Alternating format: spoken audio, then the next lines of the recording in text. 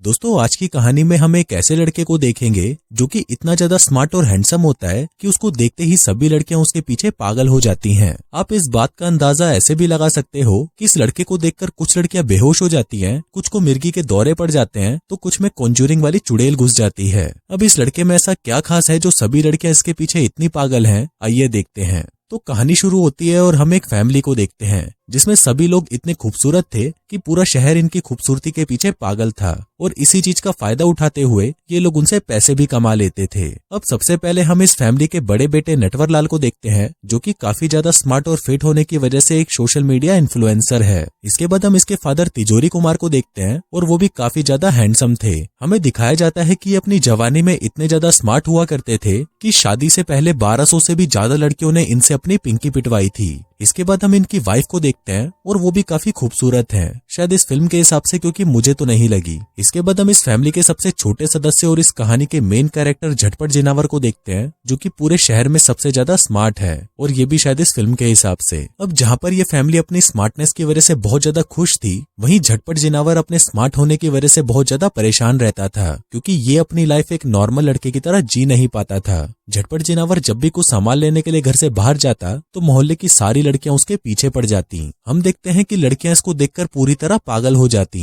कुछ बेहोश हो जाती तो कुछ को मिर्गी के दौरे पड़ने लगते। वहीं इन सबसे बचने के लिए झटपट जिनावर अपने घर से ही पढ़ाई करता था और कभी भी अपने घर से बाहर नहीं निकलता था, जिस वजह से ना तो उसका कोई दोस्त था और ना ही इसे किसी लड़की से प्यार हुआ था। इसकी दोस्ती सिर्फ इसकी एक पालतू मछली से थी जिसके साथ ही अपना पूरा दिन बकचोदियां करते हुए और चेस खेलते हुए बिताता था और कभी कभी जब इसका मूड होता था तो ये उस मछली को देखकर हाथ गाड़ी भी चला लिया करता था। वहीं इसकी फैमिली इसे ऐसा देखकर काफी परेशान रहती थी, इसलिए एक दिन ये लोग झटपट जिनावर के सामने नाटक करने लगते हैं। कहते हैं कि हमारे पास अब बिल्कुल भी पैसे नहीं बचे, इसलिए अब तुम्हें स्कूल जाकर अपनी पढ़ाई पूरी करनी होगी और एक जॉब करनी होगी, तभी हम इस घर को आगे चला पाएंगे। अब अपनी फैमिली की ऐसी कंडीशन को देखकर झटपट जिनावर स्कूल जाने का डिसाइड करता है, पर वो अपनी फैमिली से कहता है कि मैं बॉयज स्कूल में जाऊंगा। अब इसकी फैमिली इसके लिए भी रेडी हो जाती है और फिर कुछ दिनों बाद फाइनली वो स्कूल के लिए निकल जाता है। लेकिन यहाँ पर ये अपने सर पर हेलमेट पहनकर आता है ताकि कोई भी इसे देख ना पाए। लेकिन झटपट जिनावर को स्कूल में हेलमेट पहना हुआ देखकर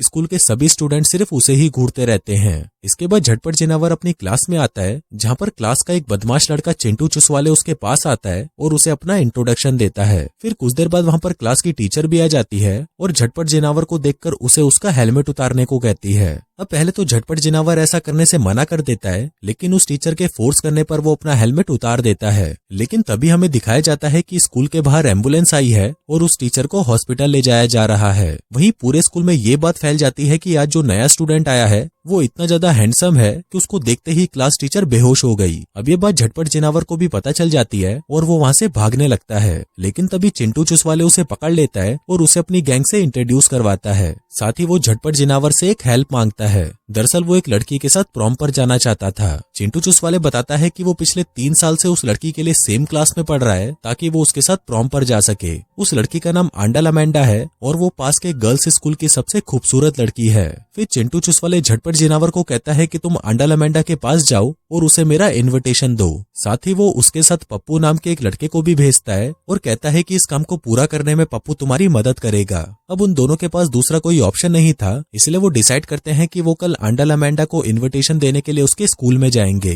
फिर अगले दिन ये दोनों उस स्कूल में पहुंच जाते हैं जो कि एक गर्ल्स स्कूल था, लेकिन उनके वहां पर आते ही स्कूल की लड़कियां स्मेल कर लेती है कि यहाँ पर कोई लड़का आया हुआ है। फिर वो सभी लड़कियां क्लास से निकलकर बाहर आ जाती हैं और उन दोनों लड़कों को वहां से भगाने लगती हैं। वो कहती हैं कि तुम दोनों यहाँ से चले जाओ, यहाँ पर बदसूरत लड़के बिल्कुल भी अलाउड नहीं है। तभी वो सभी लड़कियां झटपट जिनावर को हेलमेट पहना हुआ देखकर उसे वो हेलमेट उतारने के लिए कहती हैं। लेकिन जब झटपट जिनावर जैसे ही अपना हेलमेट उतारता है तभी वहाँ पर कुछ ऐसा होता है जो आज से पहले कभी नहीं हुआ था। उस शहर में एक बहुत बड़ा ब्लास्ट होता है और चारों तरफ सन्नाटा छा जाता है। आगे हर जगह ब्रेकिंग न्यूज आने लगती है कि गर्ल्स स्कूल की सभी लड़कियां अचानक पागल हो गई। कुछ लड़कियां जोर जोर से रो रही हैं, कुछ के नाक से खून निकल रहा है और कुछ को तो खतरनाक वाले मिर्गी के दौरे पड़ रहे हैं। उनमें से कुछ लड़कियां ऐसी भी हैं जिनके अंदर शैतानी आत्माएं आ चुकी हैं। अब पूरे शहर में ये खबर फैल जाती है कि झटपट जिनावर इतना ज्यादा हैंडसम है कि लड़कियां उसको देखकर पूरी तरह पागल हो जाती हैं। अब ये खबर वहां पर आंडा लमेंडा भी देख रही होती है और वो सोचने लगती है कि चलो कोई तो लड़का है जो मेरे जितना सुंदर है, इसलिए अब मैं इस लड़के को अपना बॉयफ्रेंड बना लूंगी।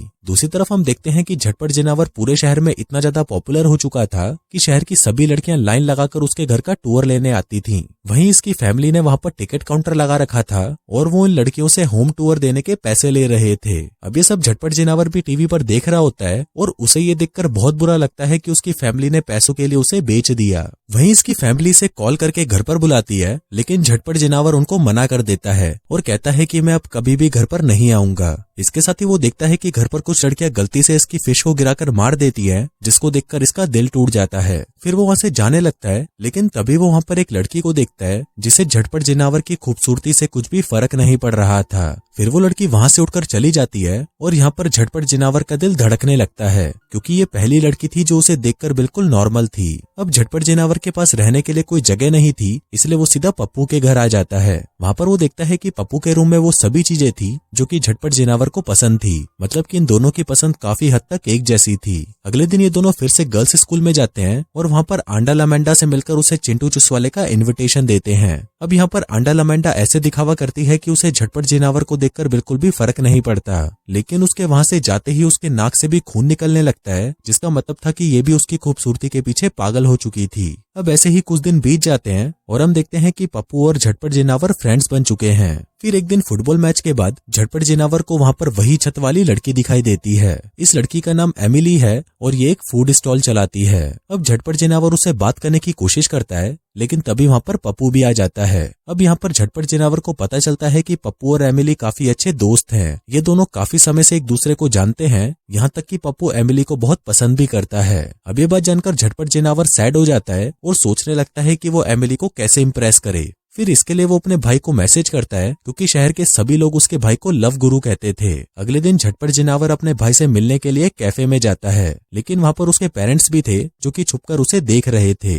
वहीं उसका भाई ये जानकर बहुत खुश होता है कि आखिरकार अब जाकर उसका भाई किसी लड़की की फुद्दी फाड़ेगा, जिसके बाद वो उसे लड़कियों को पटाने की टिप्स देने लगता है। आगे झटपट जिनावर अपने भाई की बताई हुई सारी चीजें करने लगता है, लेकिन बहुत कोशिशों के बाद भी उसे उसका कोई भी रिजल्ट नहीं मिलता। फिर अगले दिन आंडा लमेंडा झटपट जिनावर के स्कूल में आती है और वो उसे अपनी बर्थडे पार्टी में आने के लिए इनवाइट करती है, जिसके साथ ही वो उसे एक आईफोन भी गिफ्ट देती है। फिर उसी रात झटपट जिनावर पप्पू और एमिली साथ में कैरियोके जाते हैं, लेकिन यहाँ पर एमिली सिर्फ पप्पू को देखकर ही गाना गा रही थी और वो झटपट जिनावर की तरफ देखती भी नहीं। अब ये देखकर झटपट जिनावर का दिल टूट जाता है, क्योंकि अब एमिली भी पप्पू को पसंद करने लगी थी। फिर घर आकर झटपट जिनावर आंडा लमेंडा को फोन करता है और उसे पूछता है कि क्या तुम मेरे लिए एक काम कर सकती हो, जिस पर आंडा लमेंडा भी उसे हाँ कर देती है। तभी सीन यहाँ पर शिफ्ट होता है और हमें आंडा लमेंडा की बर्थडे पार्टी का सीन दिखाया जाता है। यहाँ पर झटपट जिनावर एमिली के पास आता है और उसे कहता है कि पप्पू आंडा लमेंडा से प्यार करता है और अगर तुम्हें इसका प्रूफ चाहिए तो मेरे साथ चलो।